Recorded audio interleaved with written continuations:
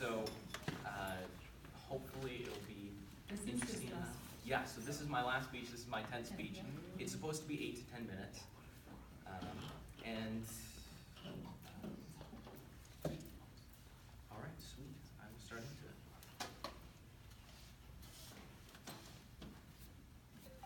it. A text.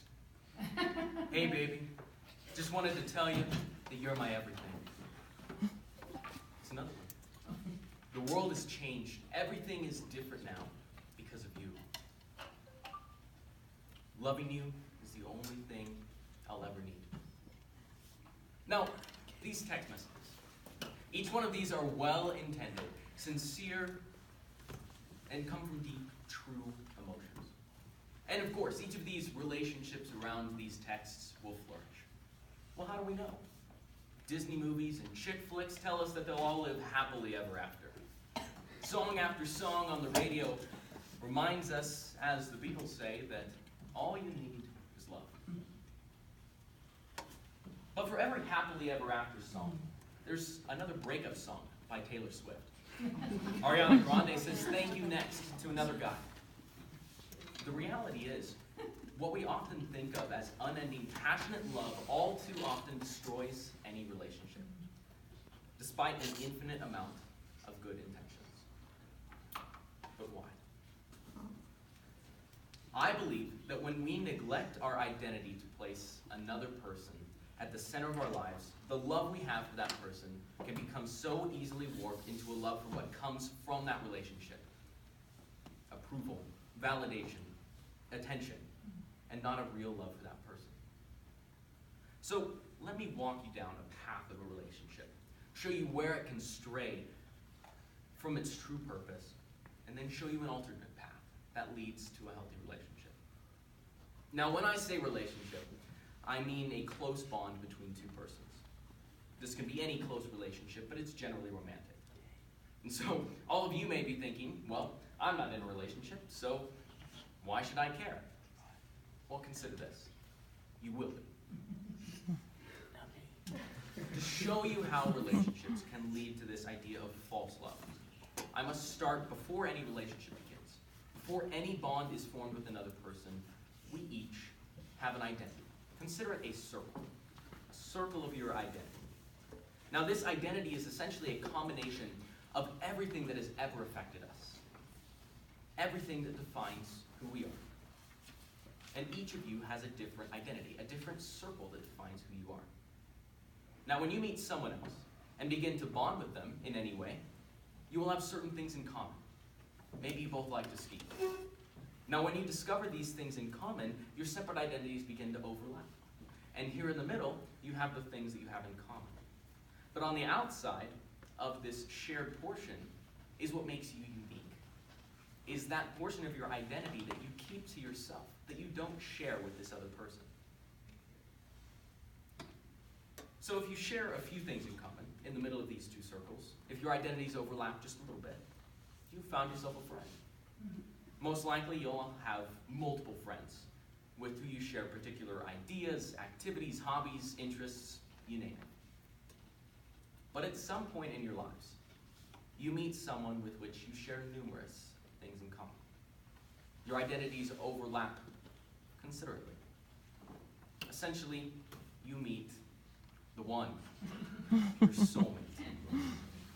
So eagerly, you establish a relationship because you love this person.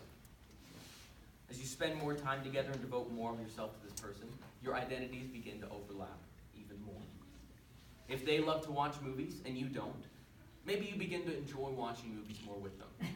Your identities overlap just a little bit more. Maybe you like to run, but this other person does not.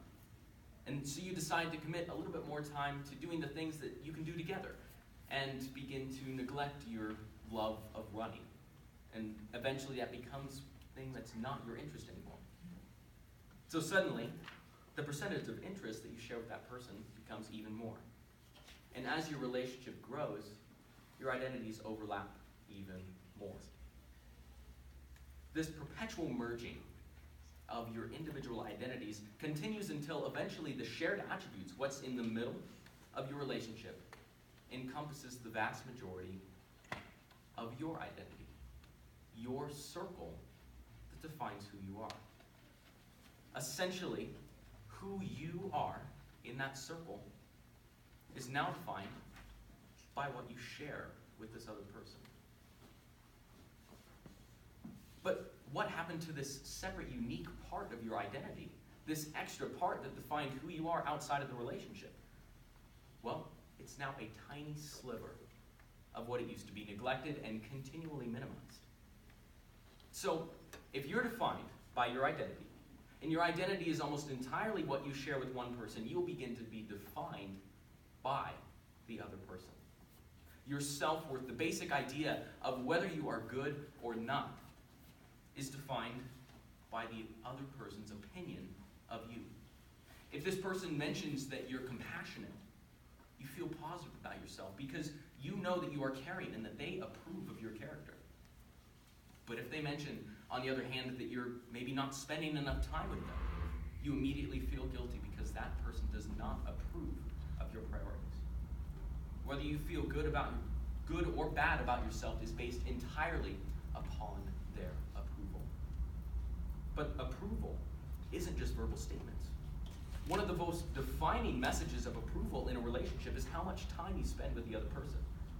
If the other person steps away from a conversation you're having with them and begins to talk to one of their other friends, you question why they stepped away. Was it something you said? Something you've done? Your mind questions whether they still approve of you or not. And so you crave that person's attention for approval. So what happened to this healthy relationship? What happened as it moved closer and closer? Now, if you ever have a relationship like this, I believe that love still exists there. But it's not real love. Real love is, as C.S. Lewis defines it, a selfless love that is passionately committed to the well-being of others. But is this close, overlapping, obsessive relationship, is that selfless? No, it cannot be, because you love their approval. You love that person's attention more than that person. I believe that this phenomenon, this love of attention, is one of the most predominant ways that relationships end or lose their purpose. But it's not just this relationship that will suffer if you have this love of attention. Studies have found that individuals in close relationships tend to exaggerate the differences between their current partner and other people that they know, elevating this person that they love attention from to an unjustified extent. As a result, you begin to neglect the bonds that you have with, per se, your friends. Ultimately, though, the worst part of a relationship like this love of attention, does not strike until the relationship dies, until that center of your life, that other person, is torn away. Now, if your relationship looks like this, and your relationship ends, what are you left with? Well, it's that sliver of identity. A tiny fraction of who you used to be. But we as humans are meant to fill our circles of identity. If that circle used to be filled with a relationship, it brought short-lived joy and fulfillment. Now, left with a feeling of abandon, a person who needs validation through attention will seek another person to bond with, and again overlap their identities with this person to a destructive extent, because that's what they've done before. That's what filled their circle. This is why so many people are stuck, jumping from one broken relationship to another, because there is no relationship that will satisfy their need for validation, their love of attention. So each and every one of you can see how dangerous it is to place one person at the very center of your life. Now, don't get me wrong. Relationships are beautiful, sacred things that bring joy and love when your circles look like this, with a healthy amount of overlap, and not like this. So the question is, how do we have a separate self-identity and a relationship? How can we prevent another person in a relationship from becoming the center of our lives? How do we keep from merely loving attention? Well, it is by placing something else at the center of your life. By finding meaning in something other than interactions with another person. We must preserve the unique portion of our identities. Many people place work at the center of their lives, or maybe school. But even these meanings begin to degrade or fall away. So I say that the only lasting meaning you can find to fulfill that circle of identity is God. When you place God at the center of your life, you cannot place another person there. When you find validation from God, you do not have to find validation from your interactions with another person. You do not have to find validation from the attention of another person. When you love God, He will never leave you because He is perfection and truth. And He asks us to love others. He says that we should have a relationship with the one, with your soulmate. But we must keep in mind why we love. In 1 John 4:19, it says, we love because He first loved us. In the same passage, John says, God is love.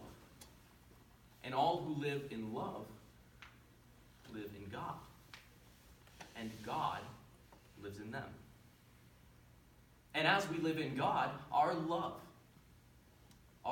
for others grows more perfect. So, if we love because of God, cannot love without God, and know that living in God helps us to love others in a more perfect way, the answer to how to love, how to prevent this love from attention, is clear.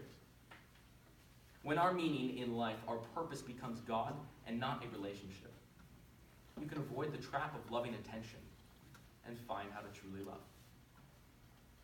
Therefore, I implore you, when you truly love someone else, don't forget your identity. Don't forget your identity in Christ.